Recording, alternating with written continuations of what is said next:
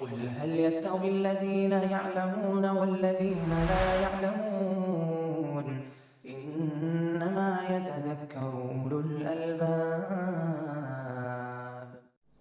أشهد أن لا إله إلا الله.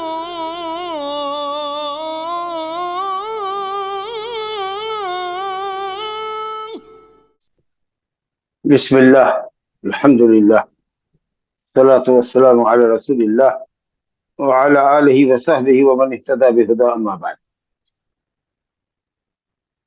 رہن کا باب الرہن وغیرہ ہی کل ہم نے شروع کیا تھا، اسی کا یہ آج دوسرا پارٹ ہے۔ بعض نسخوں میں تو ہر حدیث کے اوپر کوئی نہ کوئی باب قائم کیا گیا ہے، لیکن ہمارے پاس جو نسخہ ہے علامہ محدث مصر احمد شاکر رحمۃ اللہ علیہ کا، اس کے اندر بس یہی باب الرہن وغیرہ ہی کا باب ہے، اور اس کے تحت کئی روایتیں لائی گئی ہیں، 12 حدیثیں لائی گئی ہیں، مختلف ابواب سے تعلق رکھتی ہیں اور ترتیب بھی نہیں ہے، کبھی صدقہ ہے تو کبھی غصب ہے تو کبھی ہبہ ہے۔ بہرحال ہم اپنے حساب سے جو ایک ترتیب ہم نے قائم کی ہے اس کے حساب سے ہم نے کل 5 حدیثیں آپ کے سامنے پڑھی تھی۔ اب آج 6ٹھی حدیث ہے جس کا تعلق غصب سے ہے، ایک ہی حدیث ہے اس باب میں۔ غصب جیسا کہ آپ جانتے ہیں کہ کسی دوسرے کے مال کو ناحق طریقے سے ہتھیا لینا، کسی دوسرے کے مال پر قہرن و جبرن، جس کو ناحق طریقے سے کر لیجیے قبضہ کر لینا، طاقت کے بلبوتے پر ناجائز قبضہ کر لینا، یہ غصب ہے اور سراسر ظلم ہے، جس کی قرآن اور حدیث میں سخت مذمت آئی ہے۔ اللہ رب العالمین کی ذات سراپا عدل ہے، وہ عادل و منصف ہے، اس نے اپنے اوپر ظلم کو حرام کیا ہے، اور ہم بندوں کے اوپر بھی اس نے ظلم کو حرام کیا ہے کہ ہم آپس میں ایک دوسرے پر ظلم نہ کریں، طاقتور کمزور کو، مالدار غریب کو نہ ستائے، اور طاقت اور پیسے کے بل بوتے پر ناجائز طریقے سے کسی کا مال نہ ہڑپے، کسی کے مال کو غصب نہ کرے، اس کی سخت مذمت ہے۔ چنانچہ ایک حدیث میں آئی ہے جو ابھی میں نے آپ کے سامنے پڑھ دی ہے، عائشہ رضی اللہ عنہا سے روایت ہے، عائشہ رضی اللہ عنہا ان رسول اللہ صلی اللہ علیہ وسلم قال من ظلم قید شبر من الارض طوقه من 7 اراضین۔ عائشہ رضی اللہ عنہا سے روایت ہے، بے شک رسول اللہ صلی اللہ علیہ وسلم نے فرمایا، جس نے ظلم کیا، یعنی برسبیل ظلم کسی کی زمین کا ایک بالشت قبضہ کر لیا، قیدہ یعنی قدرہ، الشبر کہتے ہیں ایک بالشت کو، انگوٹھے کے سرے سے لے کر یہ جو چھوٹی انگلی ہے اس انگلی تک، جس کو عربی میں خنصر کہتے ہیں، لاسٹ والی انگلی، رائٹ ہینڈ کی دائیں طرف کی چھوٹی انگلی اور تھمس۔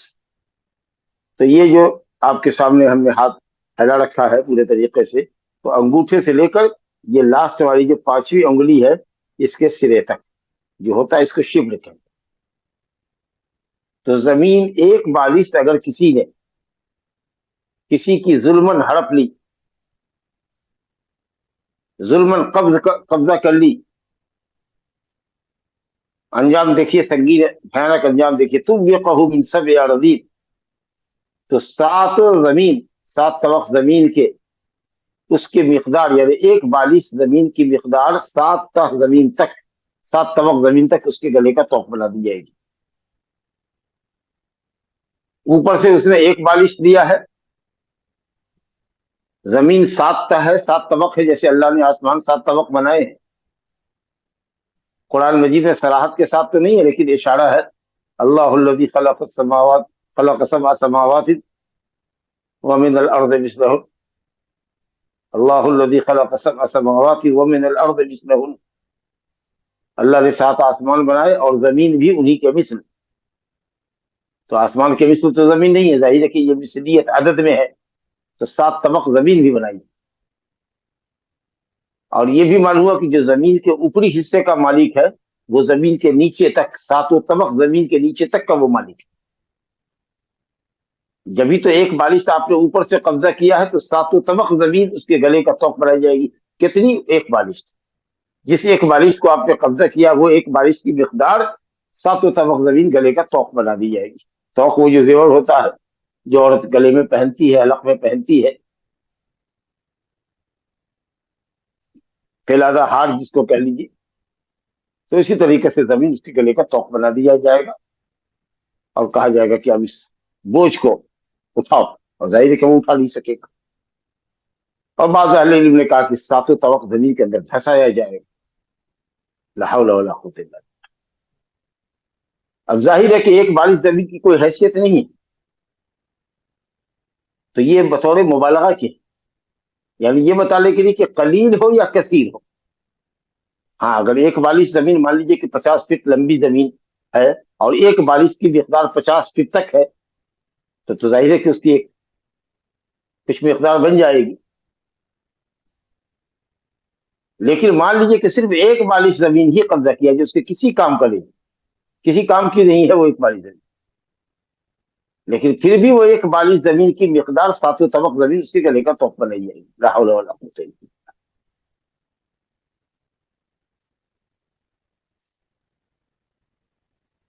تو یہ بہت سنگین جرم ہے اور اس کی سنگین ترین سزا ہے جس کو سن کر کے روٹے کھڑے ہو جاتے ہیں. اس لیے حضرت عائشہ رضی اللہ عنہ اپنے بھتیجوں کو کہا کرتی تھی کہ زمین کے معاملے میں لوگوں سے مت جھگڑو، اور کوشش اسی بات کی ہمیشہ ہونی چاہیے کہ کسی کی زمین تمہارے پاس نہ آئے. اگر کوئی زمین تمہاری ہڑپتا ہے اس کو ڈراؤ، اس کو چھتاؤ، اس کو خوف دلاؤ کہ دیکھو تم زمین ہڑپ رہے ہو. اگر دیدہ دانستہ ایسا کرے تو یاد رکھو قیامت کا دن ہوگا اور یہ زمین جتنا تم ہڑپ رہے ہو ہماری، وہ 7 طبق زمین اس کے مقدار سے جتنا تم نے ہڑپا ہے تمہارے گلے کا طوق بنا دی جائے گی. لا حول ولا قوت الا باللہ. تو جس نے بھی کسی کی زمین ایک بالش ظلم کر لی، ناجائز قبضہ کر لیا، تو وہ ایک بالش کی مقدار 7 طبق زمین اس کے گلے کا طوق بنا دی جائے گی. تو یہ غصب کا انجام ہے، ظلم کا انجام ہے. تو جیسا کہ میں نے کہا کہ زمین اوپر کی جس کی ہے اس کی زمین نیچے ہے، تو آپ سمجھ سکتے ہیں کہ کسی کی زمین کے نیچے سے سرنگ بنانا جائز نہیں ہے جب تک کہ اس کی اجازت نہ ہو. اور کوئی شخص اپنی ملکیت کی زمین کو اگر کھودے اور اس کے اندر کوئی کان نکلتی ہے، کوئی معدن نکلتا ہے، تو وہ اسی کا ہے. کوئی خزانہ مدفون ہے، اگر وہ اس کو ملتا ہے اس کی اپنی زمین میں تو وہ اسی کا ہے. کوئی بیش قیمتی پتھر ہیرا جواہر نیچے ملتا ہے اس کو، وہ اسی کا ہے. جس کی زمین اوپر کی ہے جہاں تک وہ ڈیپ میں جائے نیچے تک وہ اسی کی ہوگی. اور اسی طریقے سے ہمارے گھر کی چھت کے اوپر آسمان تک جو فضائے وسیع ہے، آسمان اور زمین اور دونوں کے درمیان جو چیزیں ہیں جس کو لوگ کہتے ہیں ہوا فضا، حالانکہ اس کے بیچ میں بھی بہت ساری مخلوقات ہیں. اللہ الذی خلق السماوات والارض وما بینہما، زمین آسمان ان دونوں کے مقابلے میں ایک قسم اور بتائی کہ جو ان دونوں کے درمیان ہے. اس کا مطلب جس طریقے سے آسمان میں آبادی ہے، زمین میں آبادی ہے، آسمان میں مخلوق ہے، زمین میں مخلوق ہے، زمین و آسمان کے درمیان بھی جو فضا ہے جس کو ہوا کہتے ہیں آپ، وہ یوں ہی نہیں، اس کے اندر بھی بہت ساری مخلوقات ہے. اور اللہ رب العالمین نے یہ جو چاند اور سورج وغیرہ بنائے ہیں وہ زمین اور آسمان کے درمیان ہی تو ہے. تو بہرحال اوپر تک گویا کہ آپ کے سر کے اوپر، چھت کے اوپر تک، آسمان تک جو حصہ ہے وہ آپ ہی کا ہے. لہذا کوئی آپ کے مکان کے اوپر سے اگر کوئی بجلی کا تار لے جانا چاہتا ہے تو وہ آپ کی اجازت کے بغیر نہیں لے جا سکتا. جس طریقے سے زمین کے نیچے کا حصہ کہ آپ مالک ہیں، اسی طریقے سے اپنی چھت کے اوپر کے بھی تا آسمان آپ ہی مالک ہے. تو یہ ایک ناجائز قبضہ، اور خاص کر کے شہروں میں جو لوگ دادا قسم کے ہوتے ہیں، گنڈے شودا قسم کے، اور وہ جن کا اپنا ایک گٹس ہوتا ہے، وہ طاقت کے بلبوتے پر لوگوں کی زمین جائیداد ہڑپتے ہیں، بلڈنگ قبضہ کر لیا، زمین کو ہتھیا لیا اور قبضہ نہیں چھوڑتے۔ ایسے لوگوں کو اللہ سے ڈرنا چاہیے اور اس عذاب کو اپنے سامنے رکھنا چاہیے۔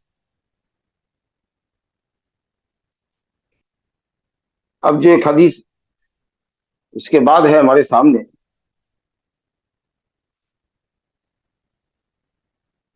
وہ زمین ہے، وہ مسئلہ ہے۔ جب زمین کا آ گیا تو زمین کا ایک معاملہ انہوں نے ذکر کیا ہے جس کو مساقات اور مزارعہ کا نام دیتے ہیں فقہا یا محدثین باب قائم کرتے ہیں، تو باب المساقات والمزارعہ کہتے ہیں۔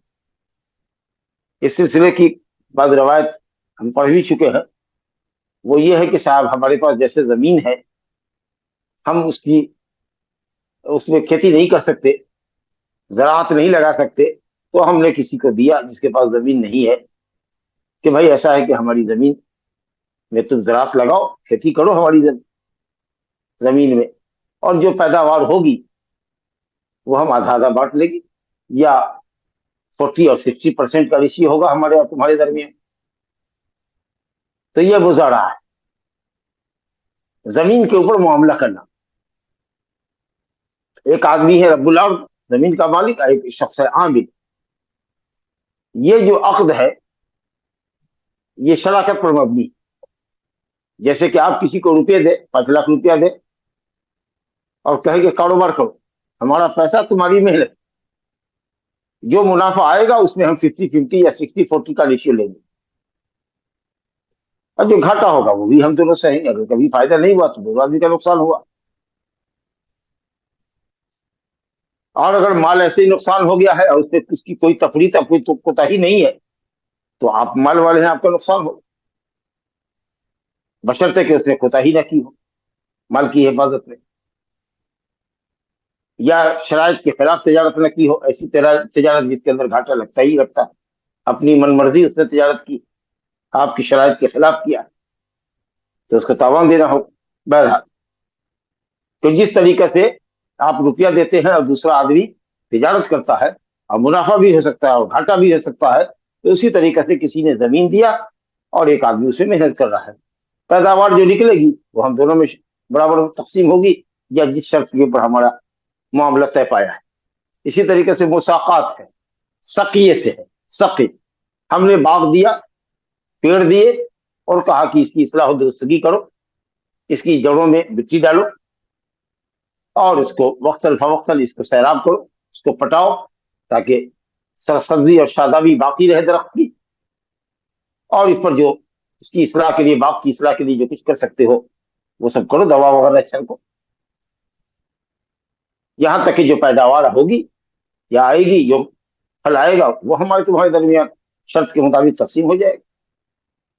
اب چاہے وہ درخت صرف کھجور کے ہوں یا کھجور کے ساتھ انگور کی بیلیں بھی ہو، یا ان دونوں کے علاوہ کوئی نفع بخش پھل ہو، جیسے آم، امرود، لیچی وغیرہ کے باغات ہوتے ہیں، نارنگی وغیرہ کے، ناریل کے باغات ہوتے ہیں، ناریل کے درخت سب ہوتے ہیں، جو بھی ہو جو نفع بخش پھل ہے، اس کی دیکھ ریکھ کرنے کے لیے آپ نے کسی شخص کو دے دیا ہے، اور جو پھل آئے گا وہ ہم برابر برابر بانٹیں گے۔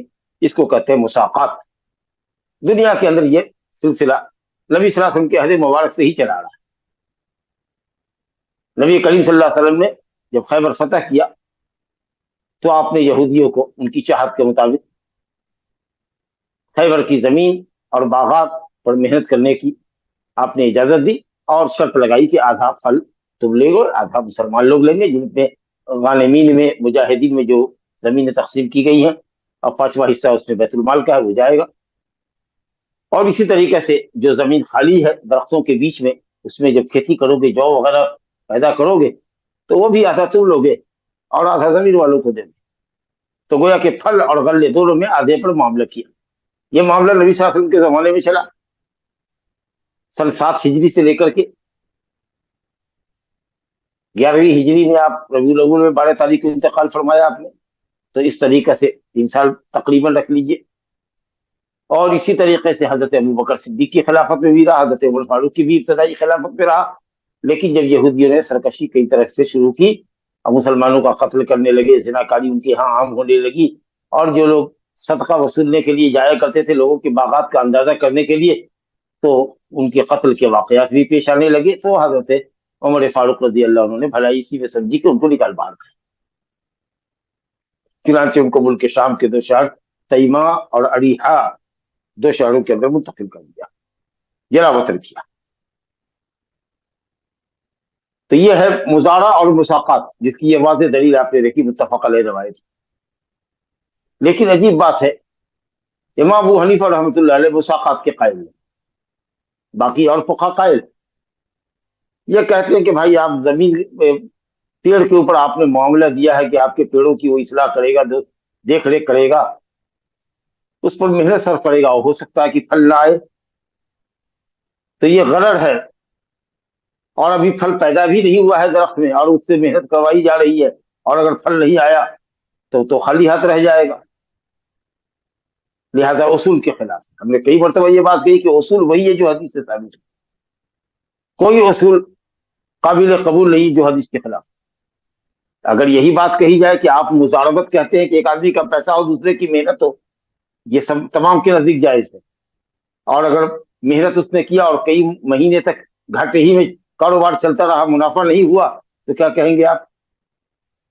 आमिल को जो दुकान कर रहा है, सामान की तजारत कर रहा है, उसको एक कौड़ी नहीं मिल रही, एक पैसे नहीं मिल रहा, एक पैसा नहीं मिल रहा है, तो वो मुजारा जायज, वो तजारत मुजारबत जायज है। लेकिन ये मुजारात और ये मुसाकात आप कहते हैं कि जायज नहीं, ये धोखे का मामला है।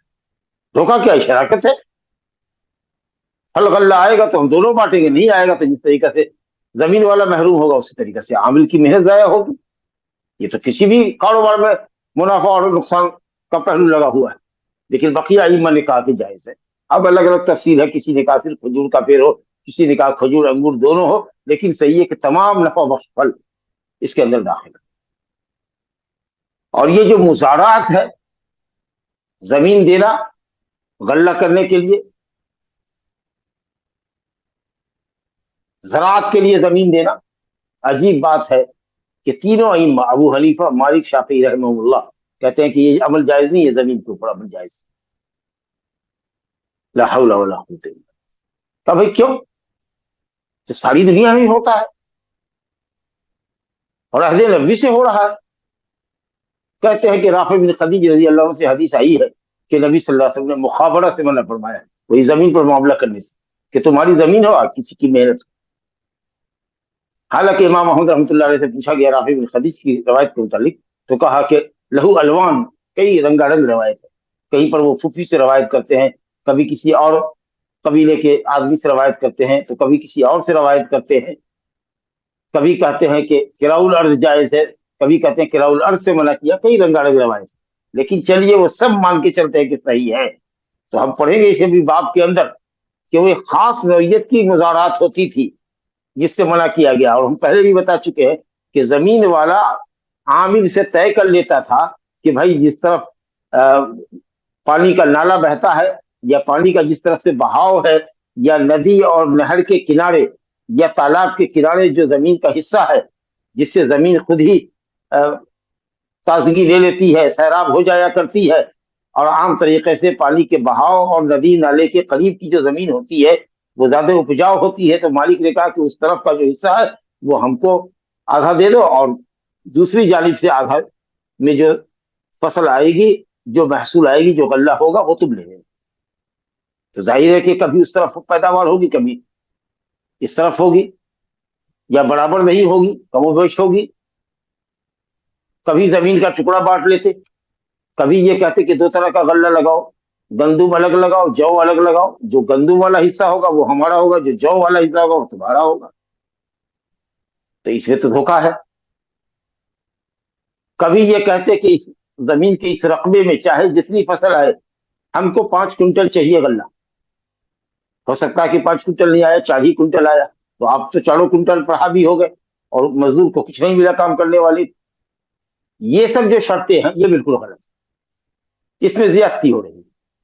या ये कह लीजिए कि नबी सल्लल्लाहु अलैहि वसल्लम ने अजराए खैर खाही, मुआसात और हमदर्दी और गमगुसारी की बुनियाद पर फरमाया होगा کہ اے وہ لوگوں جن کے پاس اللہ نے بہت باغات دیے ہیں، بہت کھیت کھلیان دیا ہے، اگر زمین تمہارے پاس اتنی زیادہ ہے کہ تم اس کو خود جوت نہیں سکتے، تم اس میں کھیتی نہیں کر سکتے، تو بجائے اس کے کہ کسی مسلمان کو آدھے کے اوپر معاملہ کرو، دے دو ایسے ہی کچھ فصلوں کے لیے، کچھ موسموں کے لیے، کچھ سالوں کے لیے، کہ بھائی جاؤ اللہ کے لیے ہم نے تم کو دیا، 2 سال اس کے اندر پیداوار تم اگاؤ، اپجاؤ، اور جو پیداوار ہوگی وہ تم لے لینا۔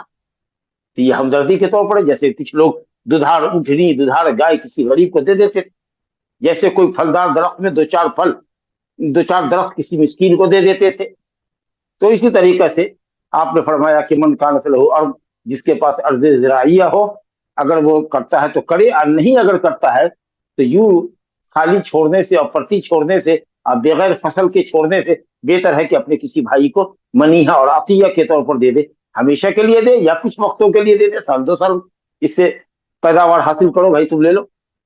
تو یہ من باب المواسات ہے، یا گزارا کی وہ شکل ہے جو جاہلیت میں چلتی تھی کہ اس طرف کا ہمارا اور اس طرف کا تمہارا، اور مازیانات اور اقبال الجداول، یہ پانی کے بہاؤ سے لگی ہوئی زمین اور ندی اور نہر کے کنارے کی زمین ہماری اور باقی دوسرا حصہ تمہارا، اس طرف سے ہمارا اس طرف سے تمہارا، یا اتنی مقدار غلے کی ہماری، یا اس کے بعد جو بچے گا وہ تمہارا۔ تو یہ سب ظلم کی شکلیں ہیں، اور اس میں گھاٹے کا سودا ہے۔ تو اس لیے اگر ایسا نہیں ہو بلکہ پوری زمین میں پیداوار کرو، اور جو پیداوار آئے گی، جو غلہ آئے گا، جو محصول آئے گا، مشترکہ طور پر ہم لوگ بانٹ لیں گے 40-60 کے حساب سے یا 50-50 کے حساب سے۔ اس میں تو کوئی دھوکے نہیں ہے، کسی طرح کا کوئی غرض نہیں ہے، کسی طرح کی کوئی جہالت نہیں ہے، بالکل معاملہ کلیئر ہے۔ بلکہ ہم سمجھتے ہیں کہ غرض سے بچنے اور جہالت سے بچنے اور عدل اور مشارکت سے قریب تر اگر کوئی معاملہ ہو سکتا ہے تو یہ کھیتی کا معاملہ ہے۔ تو یہ صورت ہے۔ تو ان حضرات نے مزارات کو ناجائز کیا، حالانکہ دیکھیے ابو یوسف امام محمد رحمۃ اللہ علیہ، پہلے بھی میں نے کہا تھا کہ امام ابو حنیفہ کا یہاں ساتھ چھوڑا، تمام تر صحابہ الا ماشاء اللہ، جماہیر صحابہ، جماہیر تابعین اور امت تقریباً سب، بلکہ عمل حنفیہ حضرات بھی عمل میں اسی میں ہے کہ صاحب باغات کو اور زمین کو آدھے پر دے دیتے۔ تو یہ جو حدیث ہے ممانعت کی آئی ہیں، یا لوگوں کو کچھ ہدیتاً دے دینے کی جو حدیثیں آئی ہیں، ان حدیثوں سے استدلال کرتے ہیں۔ حالانکہ رافع بن خدیج حدیث آ رہی ہے بخاری مسلم کی، وہ یہ کہیں گے کہ ہم لوگ جو زمین دیتے تھے کسی کو کرائے پر، کرائے سے مراد وہی زمین کی بٹائی جو دیتے تھے کہ زمین ہماری، محنت تمہاری، آدھا آدھا، تو ہم لوگ ندی اور نہر کے کنارے کی زمین والے لے لیتے تھے، اور دوسرے حصے کو ہم دے دیتے تھے عامل کو۔ تو اس میں زیادتی ہوتی تھی اور ناانصافی ہوتی تھی۔ تو معلوم یہ ہوا کہ اگر یہ شکل نہیں ہے تو یہ وہی عین مزارع ہے جو نبی صلی اللہ علیہ وسلم نے یہود خیبر کے ساتھ کیا ہے۔ لہذا امام محمد رحمۃ اللہ علیہ کا کہنا کہ مزارع جائز ہے، اور مساقات جو مالکیہ، شافعیہ اور حنابلہ بھی کہتے سوائے ابو حنیفہ کے، یہ صحیح قول ہے۔ اور مزارع کے بعد میں مالکیہ اور شافعیہ بھی حنفیہ کے ساتھ ہو گئے ہیں کہ نہیں مزارع جائز نہیں، حالانکہ ساری دنیا میں خواہ حنفی ہو کہ مالکی ہو، جہاں جہاں جس کی بھی زمین ہوگی وہ وہاں اس طرح کا معاملہ ہوتا ہے کہ صاحب زمین کسی کی ہوتی ہے، محنت کوئی کرتا ہے، اور پھر پیداوار کے اندر شرط ہوتی ہے کہ نصف نصف ہو، یا سلوسین سلوس ہو، یا 60-40 ہو، یہ الحمدللہ عمل جاری ہوتا ہے۔ تو دیکھیے ہم پھر حدیث کو پڑھتے ہیں آپ کے سامنے۔ مزارع اور مساقات کے باب سے اس دو حدیث کا تعلق ہے۔ عبداللہ بن عمر رضی اللہ عنہ کہتے ہیں کہ نبی صلی اللہ علیہ وسلم نے عامل اہل خیبر، اہل خیبر کے ساتھ معاملہ کیا، مراد یہود جو خیبر میں بسے ہوئے تھے۔ خیبر جو مدینے سے اتر پچھم کونے میں مدینے میں، مکہ تو دکھن ہے، اور اتر پچھم کونے کے اندر 160 کلومیٹر کی دوری پر خیبر ہے۔ آج بھی وہ آباد شہر ہے اور زراعتی شہر ہے، بہت پیداواری زمین تھی وہاں۔ تو آپ نے یہودیوں کو سے معاملہ کیا بشطر ما یخرج من ثمر او زرع، اس زمین میں جو بھی پھل آئے گا یا جو بھی غلہ پیدا ہوگا اس میں ہم آدھا دیں گے۔ شطر کے تو کئی معنی ہوتے ہیں، لیکن یہاں پر بڑا نصف ہے کہ نصف ہے یہودیت، تم کو تمہاری محنت کے عوض ملے گا، اور نصف ہمیں ہماری زمین کی ملکیت کے حساب سے ملے گا۔ تو آپ نے زمین کے اوپر بھی معاملہ کیا من زرع، اور درختوں کے اوپر بھی معاملہ کیا من ثمر، پھل یا غلہ جو بھی آئے گا दोनों आएगा, दोनों में से आधा आधा तुमको देंगे और आधा हम लोग लेंगे। तो ये मामला था मुजारा का, बिल्कुल वाज़ेह है। और राफी बिन खदीज रज़ी अल्लाह अन्हु कहते हैं कि कुन्ना अक्सर अल अंसार हक़लन, अंसारियों में खेती के एतबार से सबसे ज्यादा खेती और बागात हमारे पास थे, हमारे कबीले के पास। वकुन्ना नुकरिल अर्ज़, देख लीजिए, हम लोग जमीन को किराए पर देते थे, यानी मुजारा पर, किराए से बड़ा पैसे टके पर नहीं, हम मुजारा पर देते थे कि बाग हमारा, जमीन हमारी और मेहनत तुम्हारी, इस शर्त के ऊपर कि अन्न लना हाज़िही, कि इस तरफ का हिस्सा हमारा और उस तरफ का हिस्सा तुम्हारा। तो जाहिर है कि रुपए पैसे पर, दीनारों दिरहम के ऊपर किराया नहीं लगता था कि चलो भाई 5 एकड़ जमीन हमारी करो और साल में 2 लाख रुपए हमको दे देना, ऐसा मामला नहीं था। ये किराया जो है किराए पर देते थे, मतलब ज़राअत पर देते थे, मुजारा, कि जमीन हमारी मेहनत तुम्हारी, जो पैदावार आएगी वो हमारे तुम्हारे दरमियान होगी। तो ये मामला नहीं होता था, बल्कि हम लोगों के दरमियान ये मामला होता था जाहिलियत के तरीके पर कि इस तरफ की जमीन हमारी और उस तरफ की आधी जमीन की पैदावार तुम्हारी। फरुब्बमा अखरजत हाज़िही वलम तुखरिज हाज़िही, इस तरफ की जमीन में पैदावार निकल पे होती, उस तरफ में नहीं होती। फनहाना अन ज़ालिक, तो हमने इससे मना कर दिया कि ये नाजायज तरीका। और लेकिन अम्मा बिल वरिक, लेकिन अगर चांदी या रुपये पैसे से अगर आप जमीन किराए पर देते हैं, किसी भी शख्स को देते हैं कि 5 एकड़ जमीन हमारी है, हमारा बाग है, 5 साल के लिए ले लो, सालाना हम तुमसे 2 लाख रुपया लेंगे, 10 लाख रुपया का मामला है, सालाना 2 लाख रुपया दोगे, इसमें जितनी पैदावार होती है वो तुम ले लो, जितना दरख्त में फल आता है तुम्हारा है। तो इस तरीके से आप अपनी जमीन को और अपने बाग को किराए पर रुपये पैसे से तो लगा ही सकते हैं, ये तो सबके नजदीक, लेकिन वही पैदावार से आधा तुम्हारा आधा हमारा, फल के मुकाबले में कि आधे आधा फल तुम्हारा आधा हमारा, इसमें ये अइम्मा इख्तिलाफ करते हैं। जबकि सराहत है कि नबी सल्लल्लाहु अलैहि वसल्लम ने बाग के फल पर और जमीन, जो पैदावारी जमीन थी उसके अंदर निकलने वाले महसूलात और गल्लों में आधा आधा यहूदियों से मामला किया हुआ था। तो जो शक्ल मुजारा की ममनू है, जिसकी बुनियाद पर यह अइम्मा सलासा हनफिया, मालिकिया, शाफिया कहते हैं कि मुजारा जायज नहीं है, उसकी शक्ल ये होती थी कि लोग जमीन का हिस्सा ही बांट लेते थे, कहे पूरी जमीन में करो, लेकिन आधी पैदावार हमारी होगी, आधी जमीन की, आधी जमीन में पैदावार तुम्हारी होगी। हो सकता है कि हमारी हिस्से की जमीन में पैदावार ज्यादा आई और मजदूर और मेहनत करने वाले की जमीन के हिस्से में पैदावार कम आई, तो ये नाजायज हो जाए। आगे एक रवायत और इसी सिलसिले की देखिए, मुस्लिम में रवायत है, हंज़ला बिन कैस रज़ी अल्लाह अन्हु कहते हैं कि सअलतु राफ़ी बिन खदीज, ये देखिए राफ़ी बिन खदीज की रवायत है कि मैंने राफ़ी बिन खदीज रज़ी अल्लाह अन्हु से पूछा, अन किराइल अर्ज़ बिज़्ज़हब वल वरिक़, कि जमीन को अगर हम किराए पर दें, बदले में सोना या चांदी लें, दीनारों दिरहम के ओर, या आजकल का ना करेंसी नोट है, जैसे मिसाल मैंने दिया कि साहब चलो 1 साल के लिए 5 एकड़ जमीन हमारी खेती करो और हमको चाहिए 2 लाख रुपया, तो कहते हैं कि हजरत राफ़ी ने कहा अब्बास अभी इसमें कोई हर्ज नहीं है, रुपये पैसे से। हर्ज इस बात में है कि लोग पहले नबी के जमाने में जमीन को उजरत पर दिया करते थे, मगर फिर यहाँ पर उजरत से पैदावारी उजरत, न कि टका पैसा। बेमा अलल माजियानात, कि हमारा हिस्सा उस तरफ से होगा जिधर पानी का बहाव है, वाखबाल जदावल, और जिधर से नहर है, तालाब है, नहर और नदी बह रही है, उस तरफ की जो जमीन है और पानी के नाले और बहाव से लगी हुई जो जमीन है, वो सब एरिया हमारा, अब बाकी जमीन का हिस्सा तुम्हारा। तो ये जो शक्ल होती थी, तो इस तरह का जो मामला होता, तो कभी इस तरफ की फसल हिलाक हो जाती, बर्बाद हो जाती, उस तरफ की बच जाती, और कभी उधर की बच जाती तो इधर की खराब हो जाती। तो अगर ये शक्ल है कि जमीन को आप बांट रहे हैं कि इधर की पैदावार तुम्हारी और इधर की हमारी, और इधर जिस तरफ से जमीन मजबूत है, उपजाऊ है, उधर की मालिक की, और जिधर से पैदावार कम आने का इम्कान है वो आमिल की, तो ये तो ज्यादती है। तो ये शक्ल तो मुजारे की गलत पर मबनी है, तो नाजायज है ही है।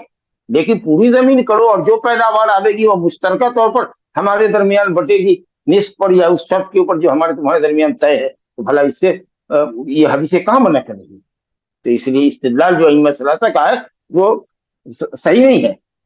तो ये जो शक्ल होती थी कि इधर का हिस्सा हमारा और उधर का तुम्हारा, तो पैदावार में नुकसान होता था। तो ये जो शक्ल थी, इससे हजरत राफ़ी बिन खदीज ने लोगों को डांटा। लेकिन अम्मा शैउन मालूमुन मज़मूनुन, लेकिन एक मालूम शय है कि पूरी पैदावार में हम लोग आधा आधा लेंगे या 60-40 लेंगे, 2 तिहाई हम लेंगे, 1 तिहाई तुमको देंगे, तो फला भाषा ही, رافع کہتے ہیں کہ کوئی حرج نہیں ایسا کرنا. تو ایک دم کلیئر بات ہو گئی کہ مزارع اور مساقات جائز ہے. لیکن اگر کہہ دیا کہ آدھا باغ ادھر سے ہمارا 1 ایکڑ کا اور آدھا باغ تمہارا، ایک نشان لگا دیا کہ ان درختوں میں آنے والا پھل تمہارا اور ان درختوں میں آنے والا پھل ہمارا، اب کام کرنا ہے تم کو پورے باغ میں، یہ شکل نہ جائز. پورے باغ میں کام کریں گے لیکن جتنے پھل آئیں گے سب ہمارے درمیان آپ کے درمیان معاہدے کے مطابق تقسیم ہوگا. الحمدللہ کہیں کوئی جھگڑا نہیں، کہیں کوئی غرض نہیں، کہیں کوئی جہالت نہیں. اس لیے امام احمد رحمۃ اللہ علیہ کا قول اور جو پریکٹیکلی تمام فقہا اور ان کے متبعین اور ماننے والے اور مقلدین کا جو عمل ہے وہ یہی ہے کہ وہ مساقات کو بھی جائز کہہ رہے ہیں، مزارع بھی عملاً جائز ہے، چاہے ان کے فقہا نے کسی بھی وجہ سے ناجائز کہا ہو. لیکن دلیل ان کی بہت کمزور ہے. جو مساقات کو ناجائز کہتے ہیں حنفیہ، یا مزارع کو حنفیہ، شافعیہ اور مالکیہ ناجائز کہتے ہیں. چلیے صاحب، اب اس کے بعد ہم آتے ہیں، ایک حدیث ہے جس کا تعلق وقت سے. وقت کیا ہوتا ہے؟ اصل کو روک لینا اور منفعت کو جاری کرنا. مثلا ایک مکان ہے کسی شخص کا، اس نے کہا کہ صاحب یہ زمان، یہ مکان، یہ بلڈنگ وقف فی سبیل اللہ. وقف فی سبیل اللہ کا کیا مطلب؟ کہ یہ زمین، یہ مکان بیچا نہیں جا سکتا، کسی کو ہبہ نہیں کیا جا سکتا، ترکے میں تقسیم، واقف کی اولاد ترکے میں اس کو تقسیم نہیں کر سکتی. ہمیشہ ہمیشہ کے لیے وہ اصل باقی رہے گا، زمین باقی رہے گی، مکان باقی رہے گا. البتہ اس کا جو کرایہ آئے گا، جو اس سے منفعت حاصل ہوگی، ایک بڑا سا باغ ہے، 50 ایکڑ زمین میں پھیلا ہوا باغ ہے، فی سبیل اللہ وقف ہے. اب اس کا پھل آ رہا ہے رمضان کے صائمین کے افطار کے لیے، پھلوں کو بیچ کر کے حجاج کرام کو حج کرانے کے لیے واقف میں شرط لگا رکھی ہو رہا ہے.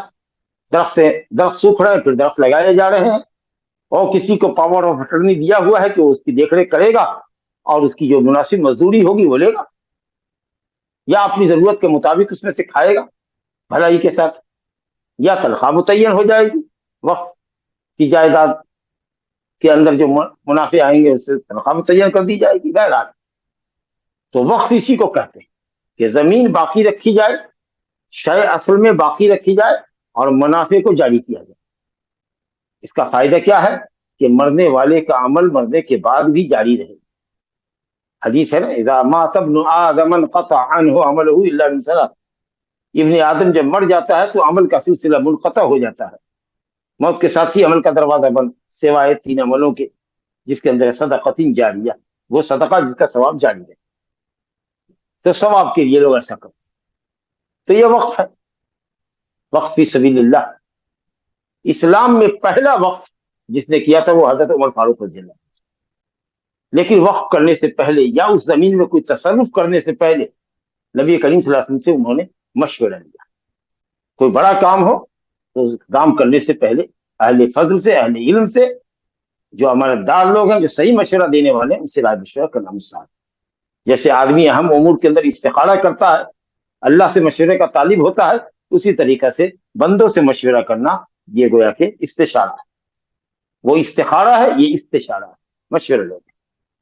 یہ ایک مستحب عمل ہے، مستحب عمل ہے. خاص کے وہ آدمی جس کے پاس زمین جائیداد زیادہ ہو، چاہتا ہے کہ کچھ حصے کو اللہ کے لیے وقف کر دے، کسی مسجد کے لیے، کسی مدرسے کے لیے، یا اپنے خاندان کے غربا اور مساکین کے لیے، یا کسی خاص بستی کے فقراء اور مساکین کے لیے کر دیا جائے، یا کہا جائے کہ صاحب فلاں مدرسے کے لیے خاص یہ زمین، 1 ایکڑ زمین کی پیداوار فلاں مدرسے کو جائے گی، مدرسے کو نامنیٹ کر دے، یا علی العموم خیر اور نیکی اور بھلائی کے کاموں میں خرچ کی جائے، اس کی آمدنی خرچ کی جاتی رہے گی. جیسا بھی واقع چاہے اور جس طرح کی جائز شرطیں لگانا چاہے وہ لگا سکتا ہے. تو اسی کو وقف کہتے ہیں کہ اصل کو محفوظ رکھنا، کہ وہ بیچا نہ جائے، کسی کو ہبہ نہ کیا جائے گا، اور نہ ہی وراثت اس میں چلے گی. البتہ اس کے منافع واقف کی بیان کردہ شرط کے مطابق منافع خرچ کیے جاتے رہیں گے، جو شرط واقف نے لگائی ہے، وقف کرنے والے نے، اس کے مطابق. اب دیکھیے حدیث پڑھتے ہیں. عبداللہ بن عمر رضی اللہ عنہما کہتے ہیں کہ اصاب عمر ارضا بخیبر. حضرت عمر رضی اللہ عنہ کو زمین خیبر میں ملی. کہا کہ بہت اپجاؤ زمین تھی، اور کچھ زمین انہوں نے خریدا بھی تھا. تمغ یا تمغ نام کی زمین، جگہ کا نام تھا تمغ. تا میم غین، یا بعض لوگوں نے تا میم غین کا تمغ یا تمغ یا تمغ. بہرحال کہتے ہیں حضرت عمر فاروق کہ لم اصب مالا قط هو انفس عندي منه، آج تک مجھ کو کوئی ایسا مال نہیں ملا تھا جو اس سے زیادہ نفیس ہو، اس سے زیادہ بیش قیمتی ہو، اس سے زیادہ فائدہ مند ہو. کیونکہ اللہ رب العالمین کہتا ہے نا قرآن مجید میں لن تنالوا البر حتى تنفقوا مما تحبون، اور یہی جب آیت اتری تھی کہ اپنی پسندیدہ چیز خرچ کرو گے تب بر اور تقویٰ ملے گا، تب جنت ملے گی. تو حضرت ابو طلحہ انصاری نے کیا کہا تھا نبی صلی اللہ علیہ وسلم کو کہ یا رسول اللہ میرا جو باغ ہے بیروحا، جو مدینہ مسجد نبوی کے قبلے کی طرف ہے، قریب ہی مسجد سے، اور جہاں پانی کا چشمہ بھی میٹھا ابلتا تھا اور کھجوریں بھی بڑی اچھی ہوتی تھی، اور آپ اکثر تشریف لے جاتے تھے، پانی پیتے تھے، کھجوریں کھاتے تھے، وہ اللہ کے لیے وقف ہے. کیونکہ اللہ کہتا ہے کہ لن تنالوا البر، تم ہرگز نہیں بر کو پا سکتے ہو جب تک کہ اپنی پسندیدہ چیز خرچ کرو. آپ نے کہا بخ بخ، کیا خوب کیا خوب، کیا ہی عمدہ مال ہے، کیا لفظ مال ہے.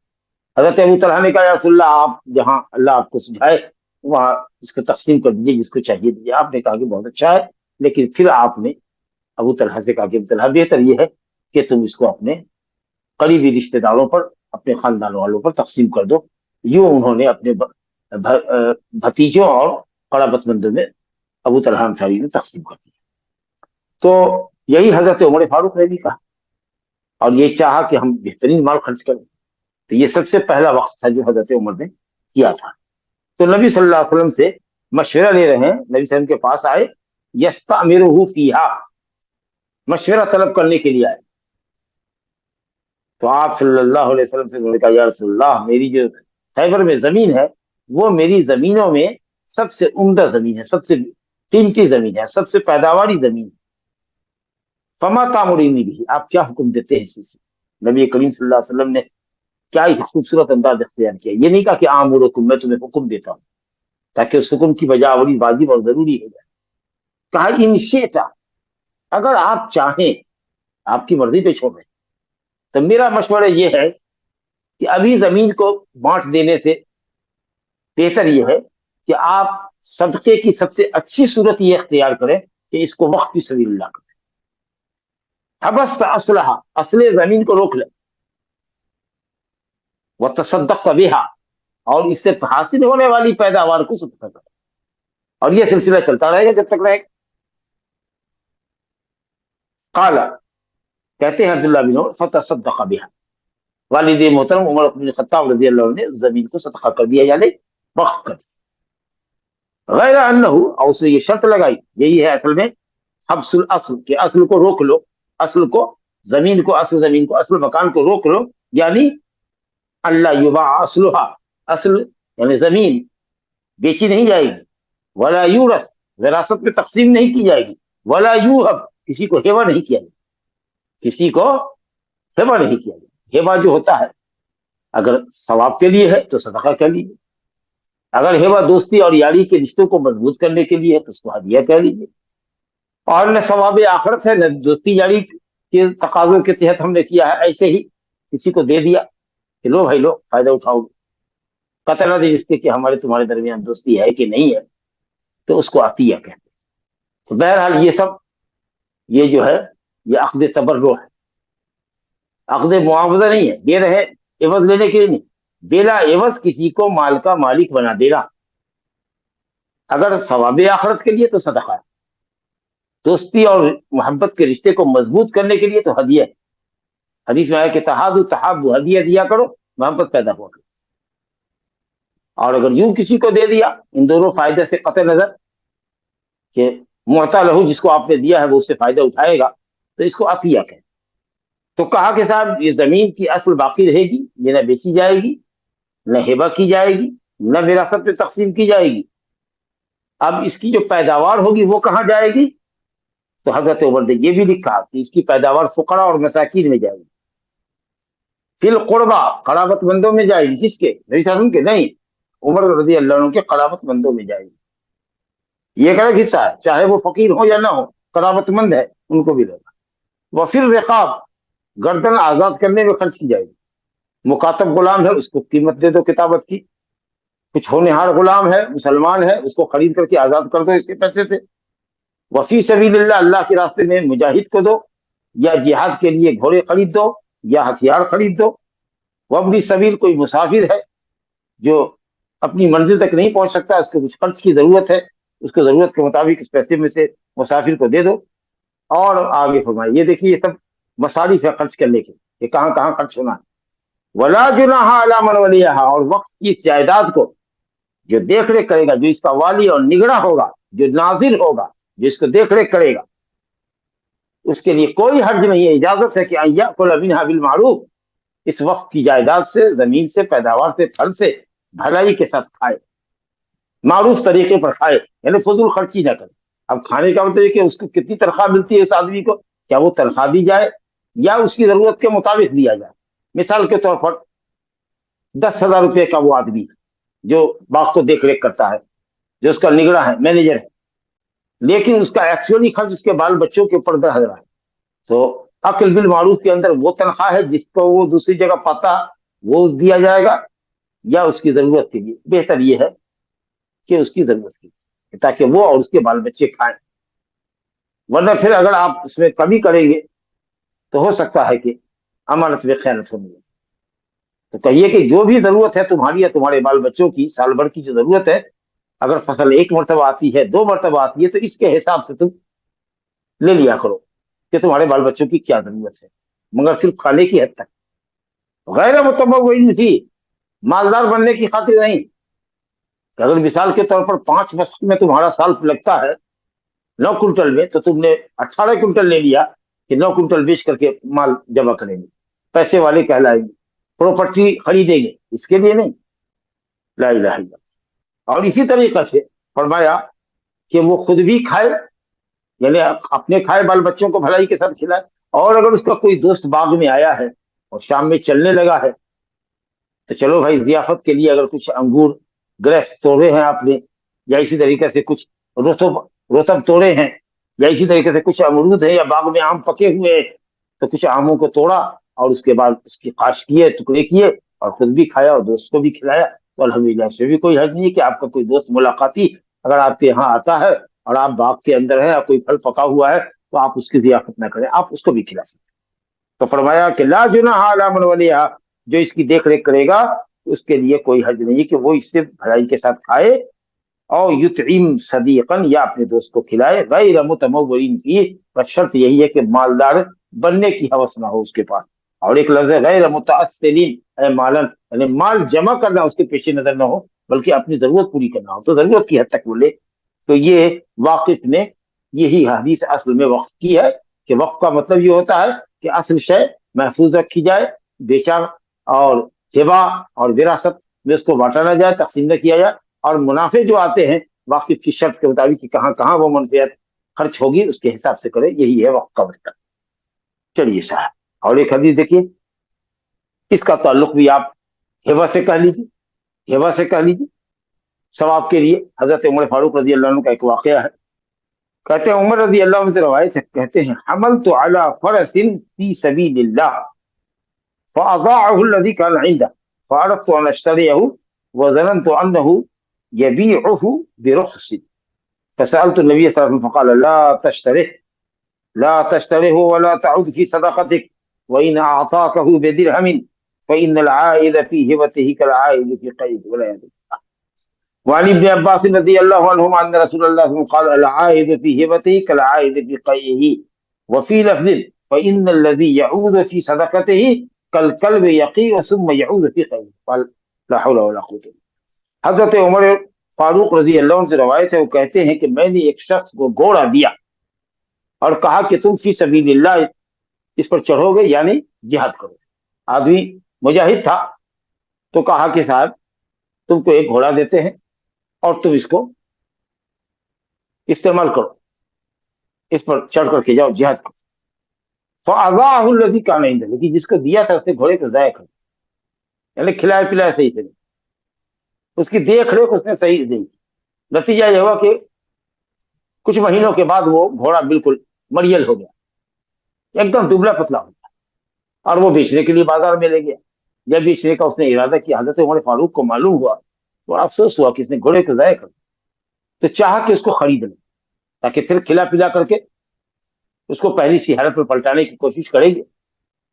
لیکن آدمی ملہم تھے، الہام ہوا کرتا تھا، القاء ہوا کرتا تھا. فیصلہ کرنے سے پہلے نبی صلی اللہ علیہ وسلم سے مشورہ کیا. کچھ دل میں تردد پیدا ہوا ہوگا کہ ہمارا ہی صدقہ ہے یہ، اور ہم اب جا رہے ہیں اپنے صدقے کو خریدنے کے لیے. اگرچہ پیسہ دے کے لیں گے، لیکن کیا صدقے کو خریدا جا سکتا ہے اپنے صدقے کو؟ اب میرا اندازہ تھا کہ وہ مال ضائع کر چکا ہے، گھوڑا کو بالکل پلپلا کر چکا ہے، مریل کر چکا ہے، کمزور کر چکا ہے، دبلا کر چکا ہے، تو سستے میں دے گا، تو کیوں نہ ہم لے لیں. تو گئے نبی صلی اللہ علیہ وسلم کے پاس. فارت تو نشتریا، میں نے چاہا کہ اس کو خریدے، اور میرا گمان یہ تھا کہ وہ بیچے گا سستے میں. تو میں نے نبی صلی اللہ علیہ وسلم سے پہلے پوچھ لینا مناسب سمجھا کہ آپ کیا کہتے ہیں، میں خرید سکتا ہوں؟ کہا لا تشتری، مت خریدو اس کو. ولا تعود فی صدقتک، اور اپنے صدقے میں مت پلٹو، یعنی اپنا صدقہ مت پلٹاؤ. کیا مطلب پلٹانے کا؟ آپ تو خرید رہے ہیں. تو آپ یہ سمجھ سکتے ہیں کہ جب وہ دوسرے کے ساتھ ہاتھ سستا بیچ رہا ہے، تو جس نے اس کو ہیبا کیا تھا اگر وہ خریدار کی حیثیت سے آئے گا اور نظر جب چار ہوگی تو مڑوت آ جائے گی کہ انہی کا تو دیا ہوا تھا، انہوں نے ہی تو ہم کو ہیبا کیا تھا، انہوں نے ہی تو ہم پر صدقہ کیا تھا، اور یہ خود آئے ہیں خریدنے کے لیے. تو اگر چلو اس گھوڑے کی قیمت 20,000 روپے بنتی ہے، تو وہ کہے گا کہ آپ کے لیے 15,000. اب آپ کے لیے 15,000 کا مطلب یہ کہ 5,000 روپیہ اس نے آپ کو چھوڑ دیا، گویا کہ اس انداز کا 5,000 روپیہ جو آپ کا صدقہ تھا آپ کی طرف لوٹا، کیونکہ دوسرا تو 20,000 میں لے رہا ہے، مگر چونکہ آپ خریدا ہیں تو آپ کو 15 میں دے رہے ہیں. اس کا مطلب یہ کہ 5,000 روپے کی مالیت صدقے سے جو آپ کا صدقہ ہے اس میں ہم کم کر رہے ہیں. تو اپنا صدقہ 5,000 کی مالیت کا آپ کے پاس لوٹا کہ نہیں لوٹا؟ کہا کہ مت لوٹو، اپنے صدقے کو مت پلٹاؤ، چاہے 1 درہم میں کیوں نہ دے. 100 درہم 50 درہم کی بات تو دور رہی، 1 درہم میں بھی دے دے تو مت لو، کیونکہ وہ تمہارا خود کا صدقہ ہے. ایک اصول یہ نکلا کہ کسی کو بھی آپ صدقہ کرتے ہیں، خیرات کرتے ہیں، لیکن اگر وہ شخص اس سامان کو بیچ رہا ہے بازار میں تو آپ گراں قیمت دے کر کے بھی نہیں لے سکتے. سستی قیمت کو تو چھوڑیے، آپ کو نہیں خریدنا، دوسرا کوئی خریدے. آپ کو اگر وہ سامان ہی خریدنا ہے تو بازار میں کبھی ہے، لیکن متصدق علیہ جس پر آپ نے صدقہ کیا ہے اس سے آپ اپنا سامان خریدیے. کیونکہ نبی صلی اللہ علیہ وسلم فرماتے ہیں کہ جو شخص کسی کو ہیبا کرے اور پھر اس کو پلٹائے، عوض سے یا بے گا عوض سے یا کم قیمت دے کر، جو بھی شکل ہو، ہیبا کو پلٹانے والا ایسا ہے جیسے قے کر کے قے کو چاٹنے والا. لا حول ولا قوت. سوچیے کتنی خراب بات کہی جا رہی ہے.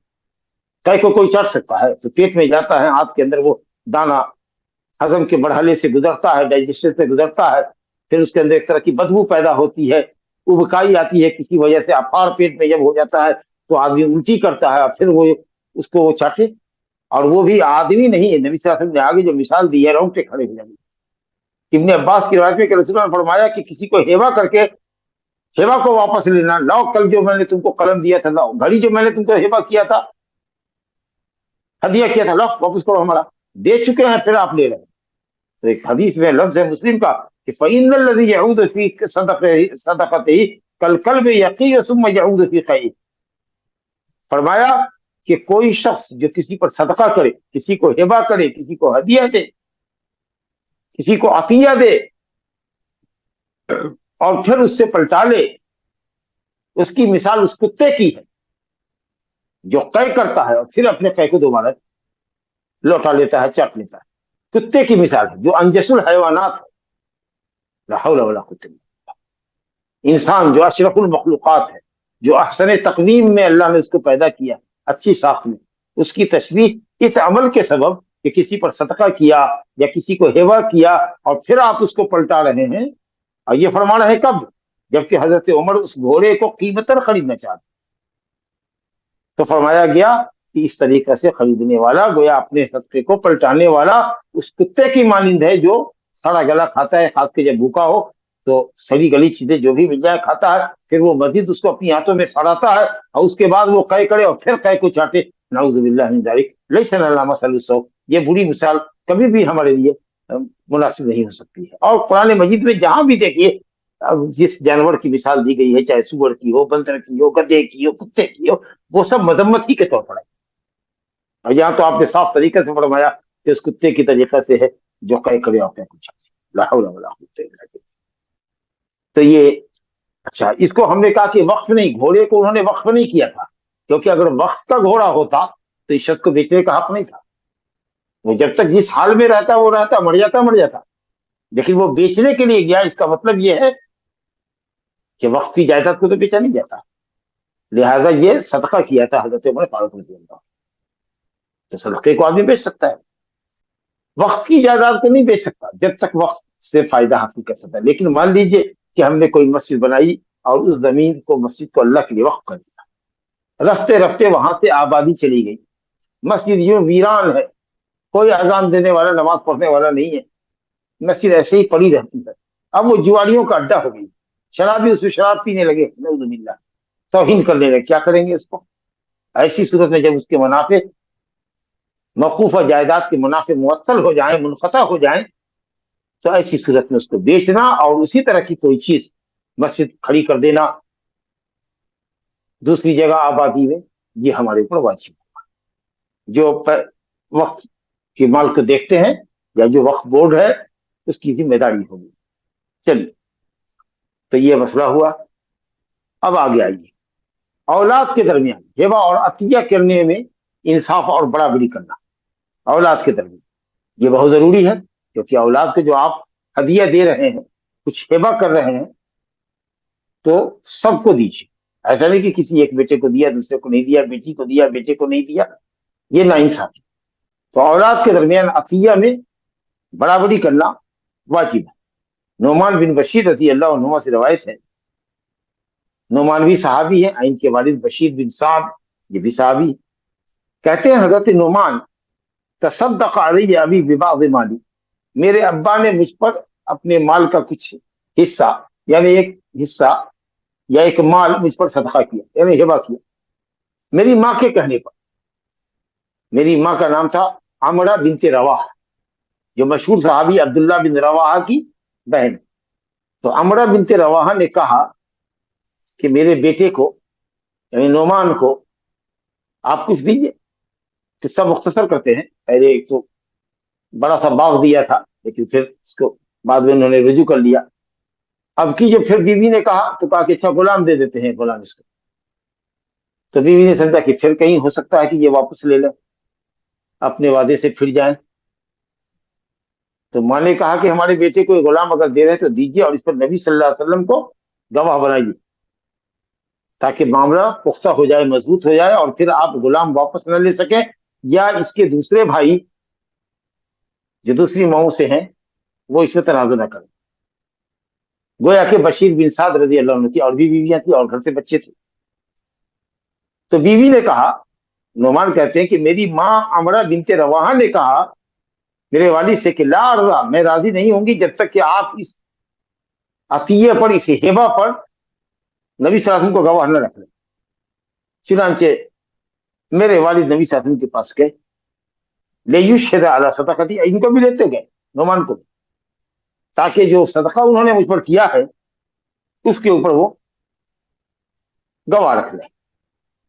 تو نبی صلی اللہ علیہ وسلم نے پوچھا، دیکھیے مفتی کو اور جواب دینے والے کو بہت بیدار بخش ہونا چاہیے. آپ نے پوچھا کہ افعلت ھذا بولدک کلھم، کیا ایسا ہدیہ یا عطیہ تم نے اپنے تمام بچوں کے ساتھ کیا ہے؟ قال لا، نہیں، کسی کو، صرف اسی کو دیا اور کسی بیٹے بیٹی کو نہیں دیا. اب نبی صلی اللہ علیہ وسلم کا تیور دیکھیے. آپ نے کہا اتقوا اللہ، خفگی کا اظہار کر رہے ہیں، اللہ سے لڑو، اللہ سے. واعدلوا فی اولادکم، اپنی اولاد کے معاملے میں انصاف کرو، برابر سے عطیہ اور ہدیہ دو. فرجع ابی، میرے والد لوٹ کے آیا گئے گھر. فرد تلک صدقہ، اور وہ صدقہ جو کیا تھا انہوں نے اس کو پلٹا لیا، کہا کہ نہیں دے، لاؤ واپس لیتے. اور ایک لفظ ہے کہ نبی صلی اللہ علیہ وسلم نے کہا فلا تشہدنی اذن، جب تم نے اپنے تمام بچوں کو نہیں دیا ہے، دیکھیے غلام صرف نعمان کو دیا ہے، تو مجھے اس معاملے پر گواہ مت رکھو. فإنی لا اشہد علی جور، میں ظلم پر گواہ نہیں بنتا. اور مسلم شریف میں ایک لفظ میں ہے کہ فاشہد علی ھذا غیری، میں اس معاملے پر میرے علاوہ کسی کو گواہ بنا سکتے ہو تو گواہ بنا. اس کا کیا مطلب ہے کہ جائز ہے گواہ دوسرے کو بنایا جا سکتا ہے؟ نبی صلی اللہ علیہ وسلم نے گواہ نہیں بننا پسند کیا کراہتن، ارے نہیں بابا، حرمتن نہیں کیا، حرام عمل تھا. اور یہ کہنا کہ جاؤ کسی اور کو تلاش لو، ظاہر ہے کہ کوئی مسلمان ظلم کے اوپر گواہ ہو سکتا ہے. میری تعبیر ہے، یہ شاید آپ یہ کہنا چاہ رہے ہیں، میری تعبیر ہے، میں اس جملے کا میں ذمہ دار ہوں، نبی صلی اللہ علیہ وسلم پر نہیں یہ جملہ بڑھا رہا ہوں، کہ گویا یہ کہنا چاہ رہے ہیں حکم بدہن، اگر غلط ہو معاملہ تو، کہ یہ کہنا چاہ رہے ہیں کہ اگر کوئی بے ایمان ملتا ہے سماج معاشرے میں جو اس ظالمانہ فیصلے پر تمہارے اگر گواہ ہو سکتا ہے، تو جاؤ اسی بے ایمان کو، اسی ظالم کو، جس طریقے سے تم نے اپنے بچوں پر ظلم کیا ہے، اگر گواہ رکھ سکتے ہو تو رکھ لو. میں ظلم پر گواہ نہیں ہو سکتا. یہ سخت نفرت کے اظہار کے طور پر آپ نے پڑھا. لہذا جو فقہا کہتے ہیں کہ اس کا مطلب یہ کہ دوسرے کو گواہ رکھا جا سکتا ہے، حقیقت یہ کہ سیاق و سباق سے ہٹ کر انہوں نے بات کی. یہ بالکل عیب الحرام ہے، برابر انصاف کرنا. اب برابری کا کیا مطلب ہے؟ جمہور فقہا نے کہا کہ عطایا اور ہبہ اور ہدیہ وغیرہ دینے میں برابر کرنا ہوگا، بیٹا بیٹی سب کو ایک وقت. اور امام احمد رحمۃ اللہ علیہ کا مشہور قول یہ ہے کہ بیٹے اور بیٹی کے درمیان وراثت کے طور پر جو اللہ کی تقسیم ہے اس سے اچھی تقسیم کیا ہو سکتی ہے؟ للذکر مثل مذکر کو مؤنث کا دگنا. شیخ اسلام ابن تیمیہ نے بھی اس کو رد قرار دیا. سماحت الشیخ بن باز رحمۃ اللہ علیہ بھی یہی کہہ دیتے کہ ہبہ اور عطایا کے اندر مذکر کو مؤنث کے دگنے کے قاعدے کے مطابق دینا چاہیے. ویسے ظاہری الفاظ جو ہیں جو جمہور فقہا نے کہا ہے کہ عطا اور ہبہ اور ہدیہ کے اندر بیٹا ہو کہ بیٹی ہو سب کے درمیان برابری کرنی چاہیے. هذا وباللہ التوفیق صلی اللہ علیہ نبینا محمد وعلی آلہ وصحبہ اجمعین. نا یہ تو بات تو ہو گئی، لیکن ایک حدیث اور رہ گئی ہے اس باب کے اندر، وہ باب ختم ہو جائے گا، اس کو میں پڑھتا ہوں. ایک حدیث اور ہے، وہ بھی ہبہ ہی کی ایک شکل ہے، لیکن اس کو تعبیر کیا جاتا ہے عمرہ سے. عمرہ، عین میم را یا کھڑی، الف مقصورہ، عمرہ، رقبہ، حبلہ کے وزن پر. تو یہ ایک طریقہ تھا جاہلیت کا، نبی صلی اللہ علیہ وسلم نے اس کو منضبط کیا ہے کہ اگر کوئی شخص کسی کو یہ کہے کہ جاؤ یہ کتاب میں نے تم کو عمر بھر کے لیے دے دی، تو کیا مطلب ہے اس کا؟ اس ہدیے کا یا اس صدقے کا کیا مطلب ہے؟ کہ تم اس کے مالک ہو ہمیشہ ہمیشہ کے لیے، تم بھی اور تمہارے بعد تمہارے بال بچے بھی، یعنی اس میں وراثت سے تقسیم ہوگی. اس سے نبی صلی اللہ علیہ وسلم کہتے تھے کہ سمجھ بوجھ کر کے معاملہ کرو، سوچ سمجھ کر کے معاملہ کرو. اگر کسی کو یہ کہتے ہو اس کا مطلب یہ کہ اس شے کو اپنی ملکیت سے نکال کے دوسرے کی ملکیت میں ہمیشہ ہمیشہ کے لیے دے رہے. تو اگر یہ سمجھتے ہو کہ اگر کہا کہ عمر بھر کے لیے لے لو اور پھر جب چاہیں گے اس کو لوٹا لیں گے تو خام خیالی میں ہوگی. یہ دائمی اور ابدی صدقہ کی طرف اشارہ کر رہا ہے کہ آپ ہبہ کر رہے ہیں یا صدقہ کر رہے ہیں تو ہمیشہ کے لیے کر رہے ہیں. تو اب آپ سمجھ لیجیے کہ آپ اپنے مال کو اپنی ملکیت سے ہمیشہ کے لیے نکال رہے ہیں، تو اپنے مال کو فاسد نہ کرو، سوچ سمجھ کے کرو کہ تم کو ہبہ کرنا ہے کہ نہیں کرنا ہے، ہدیہ کرنا ہے کہ نہیں کرنا ہے، وقف کرنا ہے کہ نہیں کرنا ہے، یہ سمجھ کے کرو. تو اس کی اہل علم نے آسان معاملے کو آسانی سے سمجھنے کے لیے 3 شکل بتاتے ہیں کہ اگر ہبہ کرنے والے نے، وقف کرنے والے نے، عطا کرنے والے نے، عطیہ دینے والے نے، ہبہ کر سب لفظ دیکھیے، اگر یہ کہا کہ امرتک هذه الدار معیشت ولاخذک، اس گھر کو میں نے تم کو عمر بھر کے لیے دیا اور تمہارے بعد تمہارے بال بچوں کا ہوگا، اگر یہ صراحت ہو گئی تو کوئی بات ہی نہیں، بالکل وضاحت ہے. اور اگر یہ کہا کہ میں نے تم کو عمر بھر کے لیے دیا، آگے کچھ نہیں کہا، تمہارے بعد تمہاری اولاد کو ہوگا یا ہمارے پاس آ جائے گا یا ہم نہیں ہوں گے تو ہماری اولاد میں واپس ہوگا، یہ کچھ نہیں کہا امرتک هذه الدار، میں نے یہ گھر ہمیشہ تمہارے عمر بھر کے لیے تم کو دیا. تو بھی جمہور اہل علم نے کہا کہ وہ بھی ہمیشہ ہمیشہ کے لیے معمر کا ہوگا، جس کو عمرہ کیا گیا ہے اس کا ہوگا، اس کے بعد اس کے بال بچوں کا. تیسری شکل یہ ہے کہ یہ کہے امرتک هذه الدار معیشت، میں نے یہ گھر تم کو دیا عمر بھر کے لیے جب تک تم زندہ ہو. فإن مت، اگر تم مر جاتے ہو फसतऊद उद्दार इलैया व इला वरसती, तो ये फर्ज मेरी तरफ पलट आएगा या मेरे बाल बच्चों को पलटेगा। लैसत लिअक़बिका, तेरे बाप तेरे बच्चों के लिए नहीं है ये मकान। तो अहले इल्म ने कहा कि ये उम्रा नहीं है बल्कि ये आरियतन है कि एक मुद्दत मुतय्यना के लिए आपने उससे फायदा हासिल करने के लिए उसको दिया है।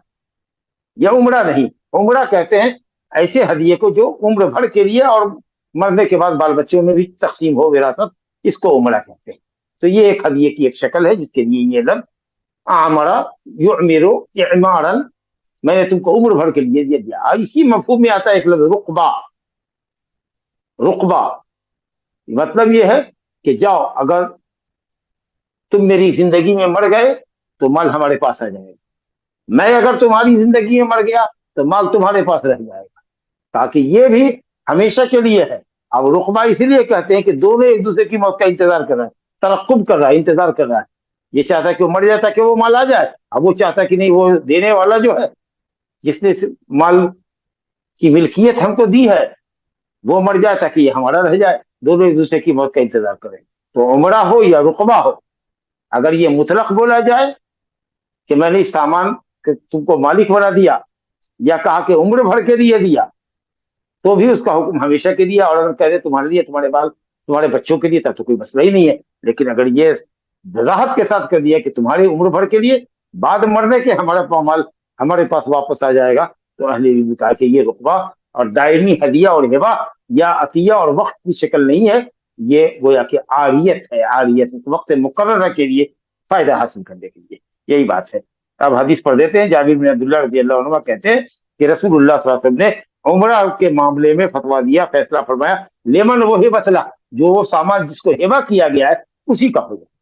दूसरा लफ्ज है कि जिसने किसी को उम्रा किया वो उसके लिए है और उसके बाद उसके बाल बच्चों के लिए। तो इन्नहा लिल्लज़ी औतियहा, वो सामान, वो शय उसके लिए होगी जिसको उसने दिया है। ला तर्जो इलल्लज़ी आता, देने वाले के पास वो कभी पलटेगा नहीं सामान। लिअन्नहु आता अताअन वक़अत फ़ीहिल मवारिस, क्योंकि ये एक ऐसा अतिया है जिसमें विरासत चलेगी। यानी मोहम्मद जिसको आपने दिया है उम्र भर के लिए, उसके बाल बच्चे में विरासत चलेगी, वो बात आपके पास कभी नहीं लौटेगा। हज़रत जाबिर कहते हैं कि जिस उम्रा को नबी सल्लल्लाहु अलैहि वसल्लम ने जायज करार दिया है वो ये है कि तुम ये कहो हिया लका व लिअक़बिका, ये तुम्हारे लिए और तुम्हारे बाल बच्चों। लेकिन अगर ये कहता है कि हिया लका माइश्ता, जब तक तुम जिंदा हो फायदा उठाओगे, और उसके बाद जब तुम मर जाओगे तो हमारे पास लौट के आ जाएगा, तो ये कहते थे कि ये लफ्ज नहीं है, उम्रा नहीं है, ये तो आरियत है। और मुस्लिम में एक लफ्ज है कि आप फरमाते थे उम्रा करने वाले को, उम्र भर के लिए देने वाले को, कि सुन लो इसका मामला यह है कि हमेशा के लिए उसका होगा, और उसके मरने का उसके बाल बच्चों का, वो तुम्हारा नहीं होगा। कहा अमसिकु अलैकुम अमवालकुम, समझ बुझ करके मामला करना, माल को अपने रोको, फासिद न करो, क्योंकि अगर तुमने ये कह दिया कि उम्र भर के लिए है, तो माल तुम्हारी मिल्कियत से निकल करके उसकी मिल्कियत में हमेशा के लिए चला जाएगा। फ़इन्नहु मन अअमरा उम्रा, क्योंकि जिसने भी उम्रा किया यानी उम्र भर के लिए दिया, वही लिल्लज़ी उमिरहा, तो वो शय उस शख्स के लिए होगी जिसके लिए उम्रा किया गया है। हय्यन व मय्यतन, जब तक वो जिंदा है या जब वो मर जाए, व लिअक़बिही, और उसके बाल बच्चे के लिए है उसके मरने के बाद। हाज़ा व बिल्लाह सल्लल्लाहु अला नबीना मुहम्मद व अला आलिहि व सहबिही अजमईन। गिफ्ट दे दिए लेकिन वो लोग बिल्कुल भी यूज नहीं कर रहे, और हमको खुद देने वाले को जरूरत पड़ रही, तो इस्तेमाल करने वाले को पूछ के ले सकते क्या? नहीं ले सकते, नहीं ले सकते। दे दिया वो आप नहीं ले सकते, उससे पूछ के भी नहीं ले सकते, आप उससे फायदा नहीं उठा सकते। जी जज़ाकल्लाह खैर शेख, अगर एक कॉन्ट्रैक्ट पर 3 भाई घर बनाए थे और ये एग्रीमेंट ऑलरेडी हो गया था कि पहला मेरा, दूसरा आपका, तीसरा सा जो भी है बन गया, और एग्रीमेंट में ये भी लिखा गया था कि अगर बेचना है तो हम पहले एक दूसरे को बेचेंगे।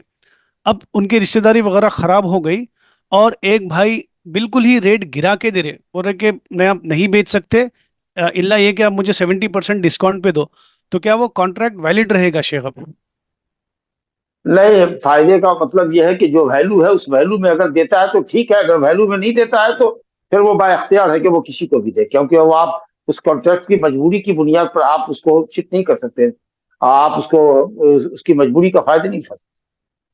जो कीमत दूसरा देगा, अगर वो कीमत आप देते हैं तो यकीनन आप लेने के हकदार है, क्योंकि شراکت کا بھی معاملہ ہے، دوسرے کے پڑوس کا بھی معاملہ ہے، تیسرے کے گھر کا راستہ بھی ایک ہی ہے. تو کل ہم نے شفا کے باب میں بھی پڑھا ہے کہ اگر پارٹنر ہے تو، یا اگر پڑوسی ہے تو، ایسی صورت میں دوسرے معاملے میں دوسرے نمبر پر بھی پڑوسی کو حق ملتا ہے. تو اس لیے اگر کوئی شخص اپنا حصہ بیچ رہا ہے اور دوسرا کوئی بھائی خرید رہا ہے تو بہرحال اس کو استحصال نہیں کرنا چاہیے، اس کو بلیک میل نہیں کرنا چاہیے. جو اس کی مناسب قیمت ہے اگر وہ دیتا ہے تو وہ لے، اور اگر وہ نہیں دیتا ہے اور بہت زیادہ نقصان کا وہ شکار ہوتا ہے تو ہم سمجھتے ہیں کہ یہ ظلم ہے، اور ایسی صورت میں وہ معاہدہ کی خلاف ورزی کر سکتا ہے، دوسرے جزاک کسی کو بھی وہ دے گا. جزاک اللہ خیرن شیخ. آج کے سوالات مکمل ہوئے شیخ. حیاکم اللہ. بارک اللہ فیکم. لا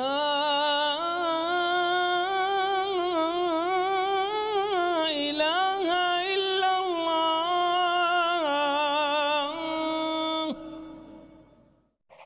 قل هل يستوي الذين يعلمون والذين لا يعلمون